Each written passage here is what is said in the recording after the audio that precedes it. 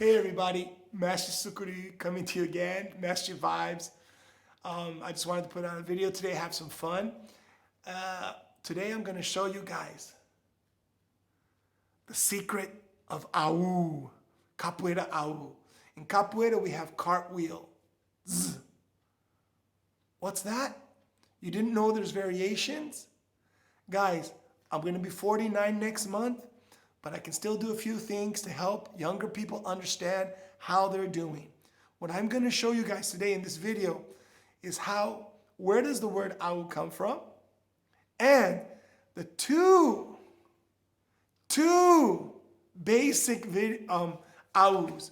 What I see a lot over the last 20 years, people come in to my academia from all over the world and everyone's welcome.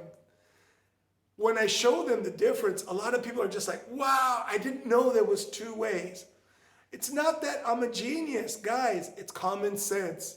And that's what I think we're going to have to start using a little bit more in the Capoeira world so that we can improve Capoeira internationally. I never once talk about the quality of Capoeira in Brazil because it is awesome. When people ask me, what do I think about the quality of Capoeira in Brazil? I always say it's like the first Olympics when Michael Jordan went. Look, the rest of the world, Brazilian Capoeira. But over time, it's going to start to catch up. And if we continue to push, Capoeira is going to grow internationally.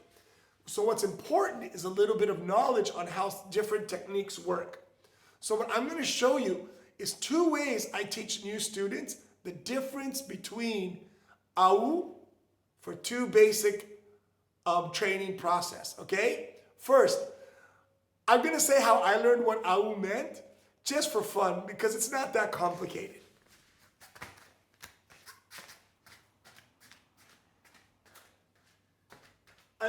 Meia guarda or paralela looks like an A. Then when I go upside down, U. AU. Simple, right? It's not rocket science. It's a beautiful name for a beautiful movement. Okay, so now what I'm going to do is I'm going to show you guys the two different ways I teach AU to new students. Why? From my experience, unless you end up doing, let's say, for example, I consider ponche or backbend, macaco, mortal, gato, palhaço, all the acrobatics where your shoulders stay straight, I consider them part of the ponche family, right? And then there's movements that are part of the AU family. But the AU is like two brothers or two sisters and they're twins, but just a little bit of difference. And understanding that difference is going to help you teach better or learn faster. How does that sound? Okay, so when I teach in my academia, I call it AU cabeça. Cabeça means head. And I call it AU pandeiro. Pandeiro is the tambourine instrument, right? Now, why do I separate it? Okay, for many years, I really love to do acrobatics like somersaults, mortals, many different things. And I think a lot of people don't understand that they develop the other one until they're doing those types of acrobatics. So a lot of times people who haven't developed backflips and mortals and capoeira don't understand how the difference of the AU is. And that's what I want to show you guys today. If you're learning acrobatics, I hope this will help you a lot more, okay?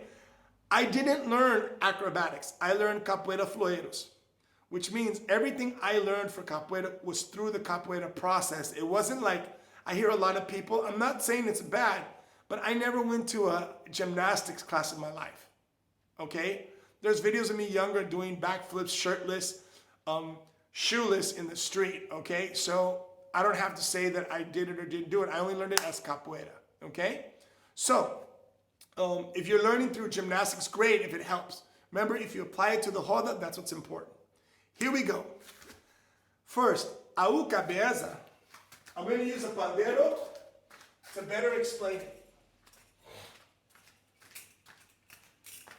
Let's imagine that the 4 points on a square of the pandero are my shoulders and my hips, okay? Does that make sense? So this is my right shoulder, left hip, right hip. If I were to do an AU straight, where I go through what I call the 0 point, means that I go through straight. I go through straight.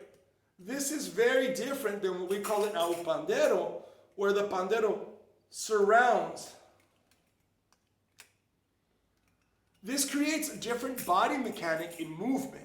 So what I'm going to show you now are the two different ways that I do it. And I really hope it helps.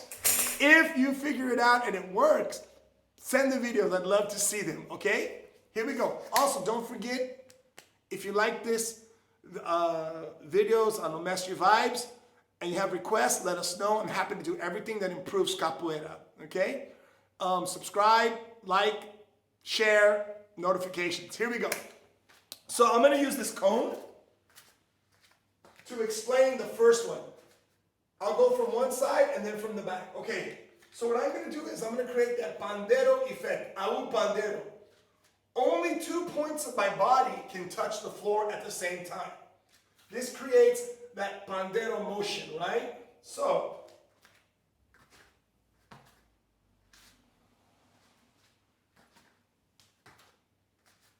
what's important that this movement keeps the center core muscles inside.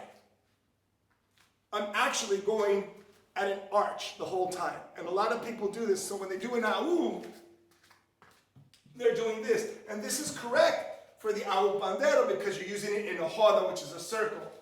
So I go here. See how that takes me in a half circle? Now, why do I make what we call the AU cabeça? Because people need to learn also how to put the weight on their shoulders. Easiest way to understand this is I'm going to do it in a straight line. I'm going to lower myself, turn the hips, or even start from a standing position, lower back into a ginga position a little bit, then downshift. To check myself, I'm going to put my head on my hand on my head, keeping my posture straight. Come off my elbow, bring my up. This time only two points can touch, but you're going to see the difference. It's not going to be like an AU pandero where gravity's bring me back, but where I'm actually being able to stay on one point.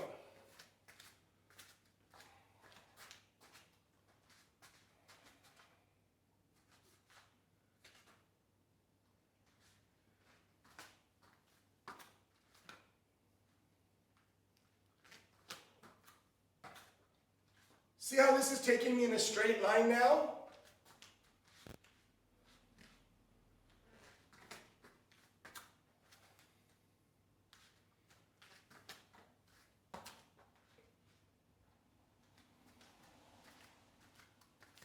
With this AU, I'll be able to put the weight on my shoulders, or instead of going in this motion, I'll be going in this motion.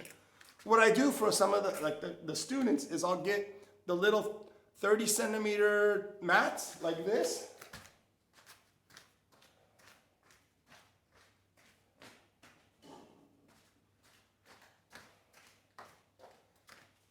Or you could just connect all of them, make a line, and people can train the AU cabeça.